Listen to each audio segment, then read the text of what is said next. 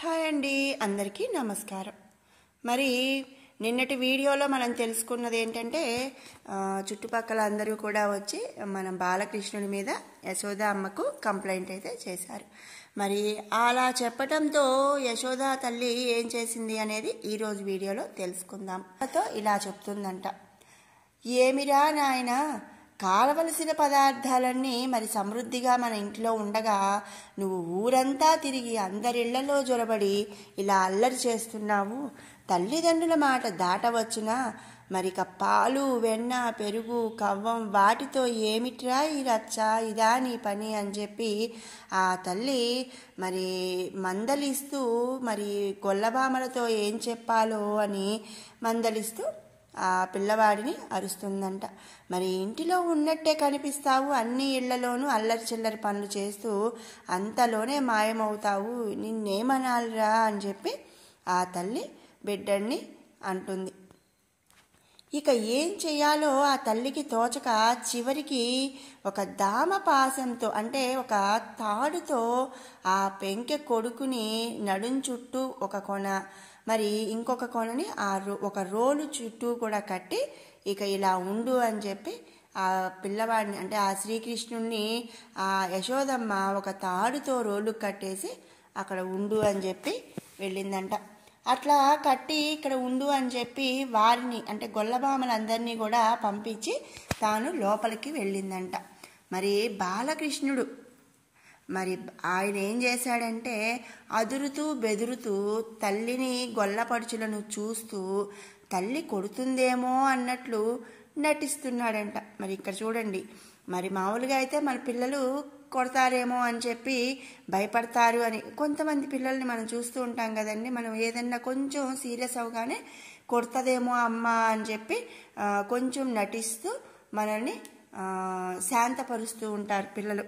ఆ విధంగా బాలకృష్ణుడు కొడుతుందేమో మమ్మ అన్నట్టుగా నటిస్తూ భయపడుతున్నట్టుగా నటిస్తూ అందరూ చూస్తూ ఉండగా ఆ రోలుని ఈడ్చుకు వెళ్ళి ఇంటికి ఎదురుగా కొంత దూరాన ఉన్న 2 మద్ది చెట్ల నడుమ నుంచి ఆయన వెళ్ళిపోయాడంట. అలా వెళ్తూ వెళ్తూ ఆ మద్ది చెట్లు మధ్యలో నుంచి వెళ్ళటం వల్ల ఏమైందంటే ఆ 2 చెట్ల మూలాన మరి ఆ 2 చెట్లు కూడా విరిగి పడిపోయాయి. ఆ పడడం ఒక పెద్ద సౌండ్ అయితే అంటే ఒక పెద్ద మోత అయితే వచ్చిందంట. ఆ మోత గొల్లపల్లెలో భీకరంగా ప్రతిధ్వనించిందంట. అంటే రిఫ్లెక్ట్ అయిందంట. అంత సౌండ్ అంటే ఏం పడిందా, ఒక పిడుగు పడిందా అన్నంతగా ఆ 2 చెట్లు విరిగి పడిపోయినప్పుడు సౌండ్ వచ్చిందంట ఊరంతా కూడా. మరి ఆ సమయంలో అక్కడ ఉన్న వాళ్ళంతా ఏం చేశారంటే ఆ సౌండ్కి ఏమైందో ఏంటో అని భయంగా ఒడివడిగా వచ్చి మరి పడి ఉన్న 2 చెట్లను మరి ఆటి మధ్యలో రోలుతో ఆడుతున్న బాలకృష్ణుని చూసి ఆశ్చర్యపోయారంట.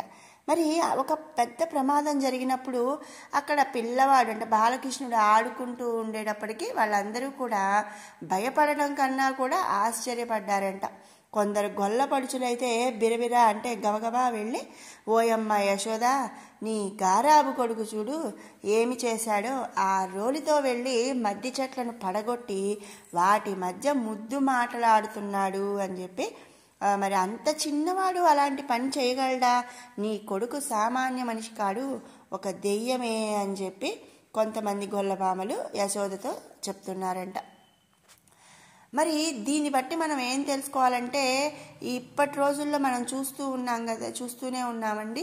మరి మన ఇంట్లో ఒక పని జరిగింది, ఏదైనా ఒక ఇన్సిడెంట్ జరిగింది అంటే చుట్టుపక్కల అందరూ కూడా కొంతమంది పోనీలే పాపం అంటారు, కొంతమంది అమ్మ అసలు వాళ్ళు అలాంటి వాళ్ళు ఇలాంటి వాళ్ళని ఏదో ఒక సూటిపోటి మాటలు అనటం, ఇట్లా ఎవరికి తోచినట్టుగా వాళ్ళు మాట్లాడుతూ ఉంటాం, మనం చూస్తూనే ఉన్నాం కదా. మరి ఇలా కలికాలంలో ఇలా జరుగుతుంది అని ఆ రోజే శ్రీకృష్ణ పరమాత్మ మనకు ఒక ఉదాహరణ అయితే చూపించాడు. అలా గొల్లబామలందరూ కూడా గోపకాంతలు యశోదమ్మతో నీ కొడుకు సామాన్యుడు కాదమ్మా, దెయ్యము అని చెప్పి అరిచి చెప్తున్నారంట. ఇక యశోద విని ఆశ్చర్యాలతో అంటే అల్లుకుపోయి ఆశ్చర్యం భయం అన్నీ కొలుపుగా వడివడిగా కొడుకున్న చోటుకి వచ్చి నడుముకి రోలుకి కట్టిన దామం అంటే ఆ తాడుని ముడి విప్పేసి చిన్ని కృష్ణుని అక్కున చేర్చుకొని శిరసు చెక్కిళ్ళు నిమురుతూ ఆనంద బాష్పాలతో అభిషేకం చేసిందంట ఆ యశోదమ్మ.